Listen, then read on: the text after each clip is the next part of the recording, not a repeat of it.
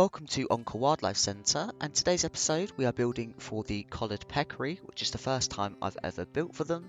I do hope you guys enjoyed today's episode. I will speak to you about the habitat in just a minute after today's story. Ashlynn Finch, our head zoo director at the facility, got a recent call from a farmer that has had a nightmare with collared peccary being a pest species on their maize farm, so has called in for assistance to remove them from the area just because they have been having a whale of a time all over their maize, which has caused their crop production to decrease by almost 80%, so they obviously needed to be.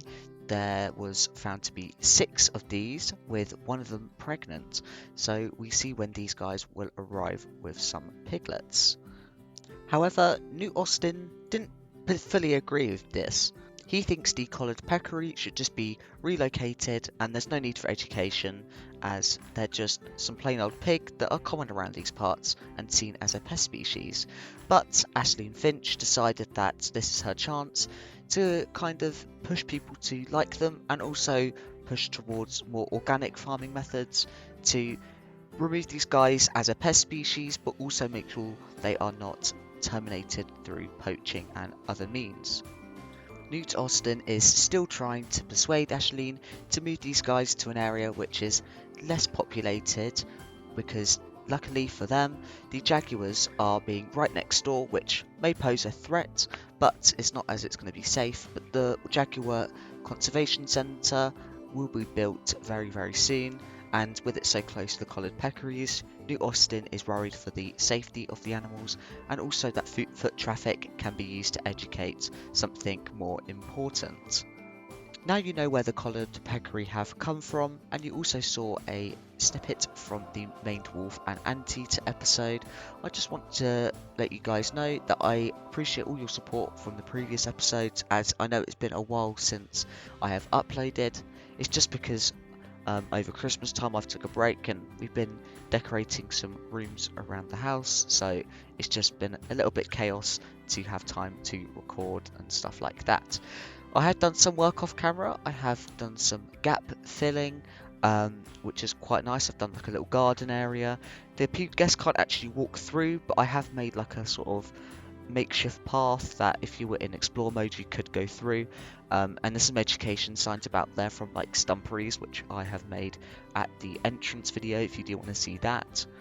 I also know that I haven't done the mountain from the maned wolf habitat, which I said I was going to do, so I'll definitely do that in the future, but it might take a little bit longer as it's just time has become a little bit precious recently. I just haven't had time to kind of do everything I can, so I'm doing the best I can, doing it as quick as possible, but it's just taking that little bit longer than I would hope so.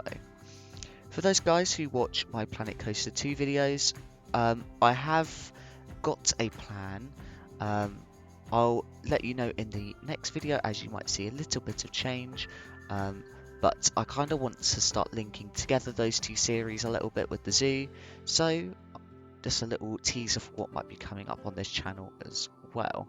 So if you do like this habitat, or you do support my channel in any way, shape or form, please leave a like on this video and also subscribe to my YouTube channel, as that would be greatly appreciated. And if you do want to be named after any of the peccaries in the habitat, be sure to let me know in the comments and I will add your name as first come first serve. Now I'm going to share a few facts about the collared peccary. So, collared peccary are highly social animals. In their community groups, they form very close bonds with one another and can reach sizes of up to 50 individuals.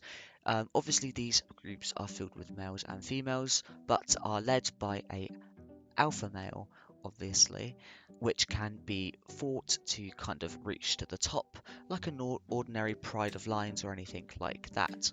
They also maintain a herbivorous diet, so this could be from cactus, beans, fruits, berry seeds, or anything like that. They also feed on grasses and even some tough nuts. However, they can also eat things like snakes and even fish, and also some dead birds and rodents if they are met with that opportunity.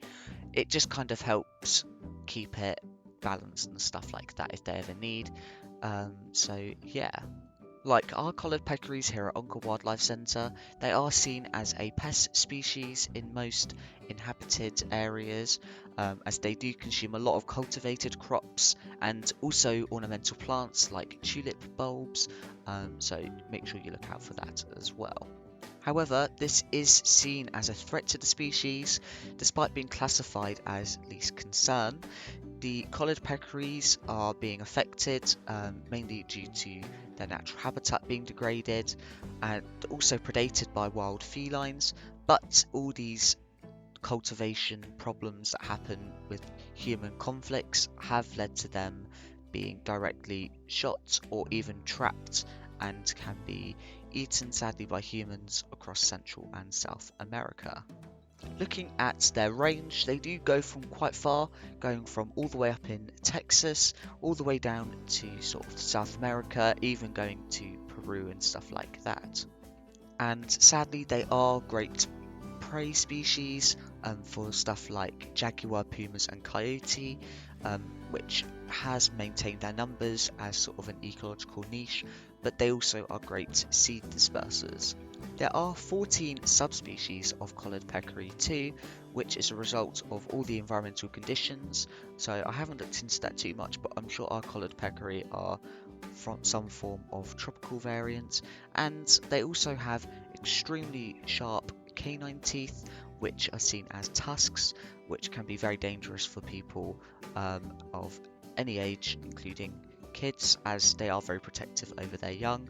I'm sure people in Europe can relate to like boars being very protective with their young and stuff like that. So yeah, that's all I've got for my facts list on today's video. Now, moving on to the inspiration for this habitat. Funny enough, I actually based this habitat kind of off a jaguar habitat which I saw at Chester Zoo, because Chester Zoo has a lovely indoor habitat, but the outdoor habitat, which has this sort of, it's not like a waterfall sort of thing, but it's got this large cliff going down the middle, and you can see the jaguars feasting on the water below, and I think that is so cool. So it's kind of based off that very loosely, with the waterfall going down with the puddle at the bottom. I kind of envisioned that the collared peccary would go down the hill when you can see them drinking the water, and then they go back up again. You don't have a shelter for this. This is just because I didn't want them to retreat back into like a hard shelter, because there's no need really. They are pigs, they don't mind the mud and stuff like that. But I added a couple of the leaf canopies I made so they can be adjusted to shade if they are too hot or anything like that. But they can cool off in the water or the mud pile they've got at the back of their enclosure, which has been shaded by a tamarind tree. I try to build as much as I can for this habitat, so the perimeter fence is custom and also the fence that the guests can lean on. This is just, I don't know why, but I kind of went for this broken branch design, because I feel like if you think about pigs, you usually think about them breaking and sniffing their way around stuff, so I think having these broken branches is kind of a nice way to explore that, and also as a common kind of conception that pigs eat from like bugs in between branches and stuff like that, so that's also quite a good little thing you can do as well. Also, for those who wanted the leaf canopy, it is now on the Steam Workshop if you do want to use it or anything like that. I just think it's a good addition if you've got any tropical setting and you just want a canopy to shade over.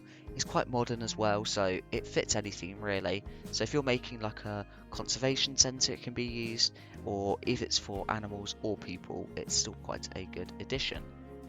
This is the end of today's video, so I do hope you guys enjoyed.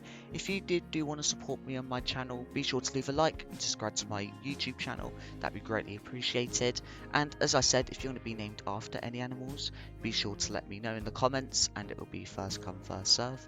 So I will see you on the next one, where it will be a jaguar habitat. I don't know how many episodes it's going to be split into, just because I've got currently 3 habitats, and there's going to be a building where you learn about jaguars. So expect there to be probably about 2 videos, one with the building and a habitat, and then maybe one with all 3 or just 2 or whatever. I don't know, but I'll come around to it eventually. So yeah, see you soon. Bye.